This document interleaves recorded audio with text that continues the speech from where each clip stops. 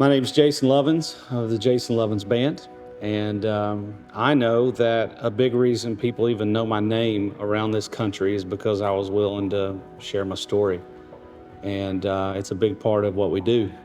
And if you don't know, my story is this. My mom at 15 years old, I always say it this way for young ears, she was assaulted walking home from the pool one day. She didn't remember it. Months went on, and my grandma had 4 other kids she was chasing around, and she said, "Your mom was my good kid." And she said, "I just missed it." And my mom will tell you she's very naive. For 15, she didn't understand anything about babies, so she didn't know what was happening. Finally, one day she told my grandma, "I'm sick, I need to go to the doctor."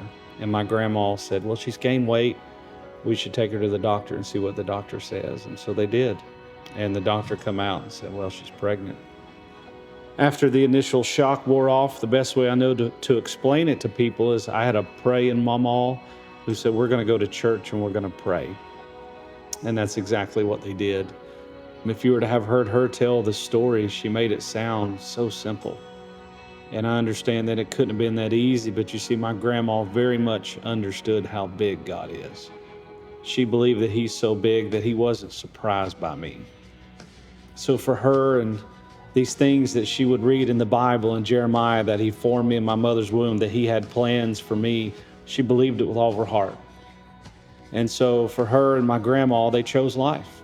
And I will tell you, adoption was, I think, the plan for a while until my mom heard my heartbeat. And when she did, she told my grandma, she said, "I want to keep this baby." And I always tell people, I know that my 15-year-old mama had no idea what she was getting into, but my grandma did. And she said, "Okay, if that's what you want to do, that's what we're going to do." And so my mom had me, turned 16 a couple of months later, and went on about life as normal as life could be.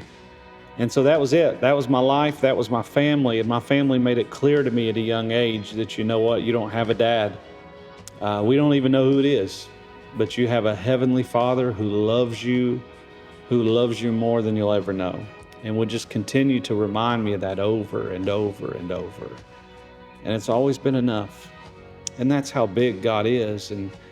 And so I never talked about that as a kid growing up. And so it wasn't even until I started this band in college that I started sharing my story. The very first night that I ever shared it, we were in Eastern Kentucky in a little tiny church one night. I don't remember the church name. I can't remember the pastor's name, and I can't even remember his face.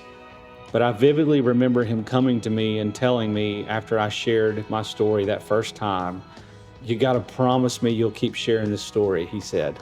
He said, "I just don't think you understand what God's going to do with your life, but you have to promise me that you'll keep sharing that." And I did, and I have.